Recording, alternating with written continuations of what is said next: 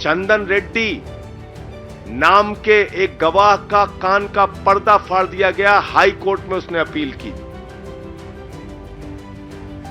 समीर महेंद्रू पे दबाव बनाया गया, अरुण पिल्लई पे दबाव बनाया गया, गवाहों को डराया गया, धमकाया गया और तब ये पूरा मामला केजरीवाल जी के खिलाफ तैयार किया गया।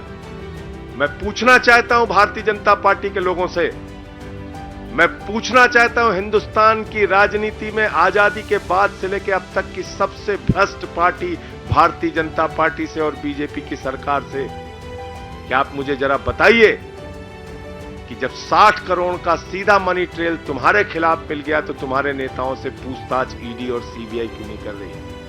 क्यों नहीं अब तक एलजी ने चिट्ठी लिखी, जांच की?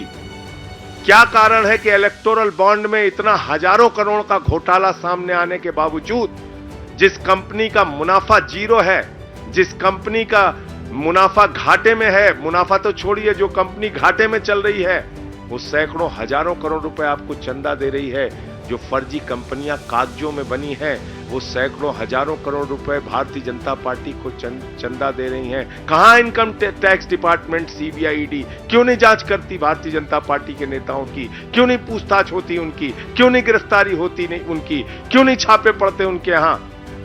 तो इसलिए मैं फिर दोहरा रहा हूं कि ये पूरा का पूरा मामला एक गहरी राजनीतिक साजिश के तहत अरविंद केजरीवाल जी के खिलाफ बनाया गया है और जो बयान केजरीवाल जी के पक्ष में थे वो बयान ईडी ने जानबूझकर भारतीय जनता पार्टी और सरकार के इशारे पर राजनीतिक साजिश के तहत कोर्ट के सामने रखा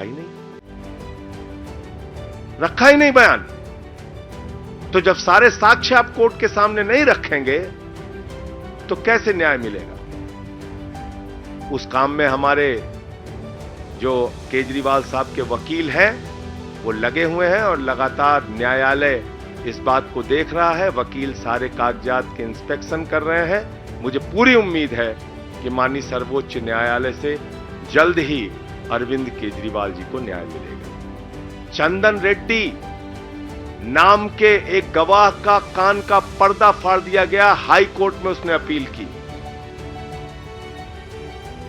समीर महेंद्रू पे दबाव बनाया गया, अरुण पिल्लई पे दबाव बनाया गया, गवाहों को डराया गया, धमकाया गया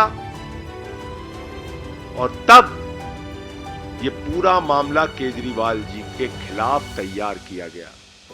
मैं पूछना चाहता हूं भारतीय जनता पार्टी के लोगों से, मैं पूछना चाहता हूं हिंदुस्तान की राजनीति में आजादी के बाद से लेकर अब तक की सबसे भ्रष्ट पार्टी भारतीय जनता पार्टी से और बीजेपी की सरकार से, क्या आप मुझे जरा बताइए कि जब 60 करोड़ का सीधा मनी ट्रेल तुम्हारे खिलाफ मिल गया तो तुम्हारे नेताओं से पूछताछ ईडी और सीबीआई क्यों नहीं कर रही? क्यों नहीं अब तक एलजी ने चिट्ठी लिखी, जांच की? क्या कारण है कि इलेक्टोरल बॉन्ड में इतना हजारों करोड़ का घोटाला सामने आने के बावजूद, जिस कंपनी का मुनाफा जीरो है, जिस कंपनी का मुनाफा घाटे में है, मुनाफा तो छोड़िए, जो कंपनी घाटे में चल रही है वो सैकड़ों हजारों करोड़ रुपए आपको चंदा दे रही है, जो फर्जी कंपनियां कागजों में बनी हैं वो सैकड़ों हजारों करोड़ रुपए भारतीय जनता पार्टी को चंदा दे रही हैं। कहां income tax department, CBI, ED क्यों नहीं जांच करती भारतीय जनता पार्टी के नेताओं की? क्यों नहीं पूछताछ होती उनकी? क्यों नहीं गिरफ्तारी होती नहीं उनकी? क्यों नहीं छापे पड़ते उनके यहां? तो इसलिए मैं फिर दोहरा रहा हूं कि ये पूरा का पूरा मामला एक गहरी राजनीतिक साजिश के तहत अरविंद केजरीवाल जी के खिलाफ बनाया गया है और जो बयान केजरीवाल जी के पक्ष में थे वो बयान ईडी ने जानबूझकर भारतीय जनता पार्टी और सरकार के इशारे पर राजनीतिक साजिश के तहत कोर्ट के सामने रखा ही नहीं बयान। तो जब सारे साक्ष्य आप कोर्ट के सामने नहीं रखेंगे तो कैसे न्याय मिलेगा?